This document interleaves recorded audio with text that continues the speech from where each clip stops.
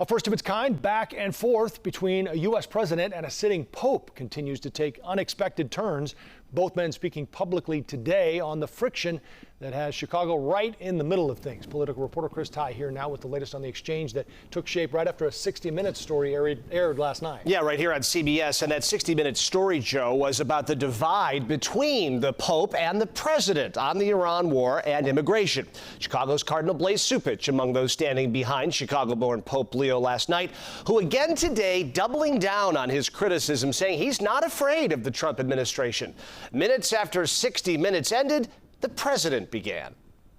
Aboard Air Force One, the president on social media calling Pope Leo terrible for foreign policy, suggesting he was only elected because the Vatican thought it would be the best way to deal with Trump in office. Upon landing, we don't like a pope that's going to say that it's okay to have a nuclear weapon. We don't want a pope that says crime is okay in our cities. I don't like it. I'm not a big fan of Pope Leo. He's a very liberal person. Next, President Trump posted this AI-generated photo depicting him in divine light and religious robes, prompting outrage online, even from some who urged him to take it down, which he later did. I did post it, and I thought it was me as a doctor, and had to do with Red Cross as a Red Cross worker there, which we support, and only the fake news could come up with that one. Pope Leo en route to Africa pushing back.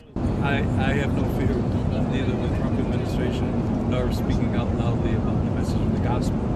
And that's what I believe.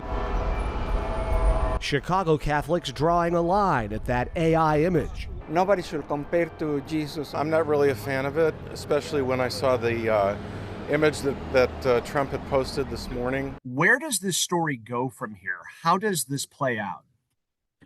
There's going to have to be an exit ramp for Donald Trump. Christopher Hale is writing a book about Pope Leo and American politics. He's going to be asked at every press gaggle from here ad infinitum, will he apologize to Pope Leo? There's going to have to be some kind of reconciliation of sorts, or he's going to have to say something nice about him, because I don't think the story does go away. We will see if that plays out. Back in 2003, a bit of history here, Pope John Paul II strongly opposed the Second Iraq War, declaring war is always a defeat for humanity. That was Pope John Paul's words. Hale, our expert, points out the pushback was not as hot against President Bush back then because there was broad support for that war, both among Americans and Catholic Americans. So a lot of moving parts here. Yeah, well, it seems like the Pope doesn't typically make a comment like this before a trip, which he's on to Africa. That's right. Maybe he wanted to sort of put this at least to rest. I know he doesn't want it back. Yeah, and I think a lot of Catholics we talked to today say this is about as far as they'd like to see him take it. We'll see how he plays it. All right, Chris, thanks. Yeah.